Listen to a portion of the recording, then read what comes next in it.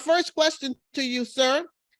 Tell us about your startup or existing business ideas. In other words, what motivates you, RK3? Man, that's a big question. What motivates me? I think the biggest thing that motivates me is one word: legacy. What do I want to build that will outlive me? What do I want to do that will provide transformation for others? What will provide inspiration for my children, for my family, for those who I come in contact with? And that's why I do what I do.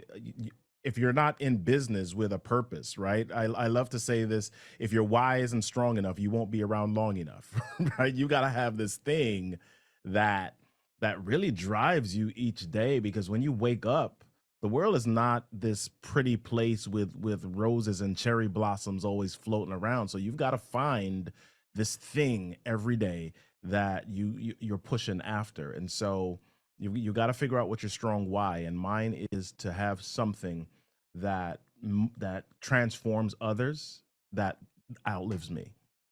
Ooh, I love it. I knew you were going to bring it, Robert. Okay, Mm, let's keep this going, sir.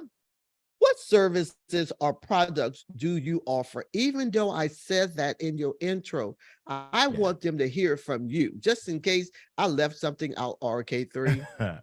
So the central part of our business is keynotes and workshop programs. We do that. I would say that's probably about 60 to 70% of what our business is. Workshops include things like presentation skills, confident communication. We do workshops on how to use or infuse storytelling as the main framework for your communication, whether that be in person or on camera. We do a lot of things with virtual experiences, especially since the pandemic started and everybody moved to doing things on Zoom and doing things online. We started to hear this word Zoom fatigue, right?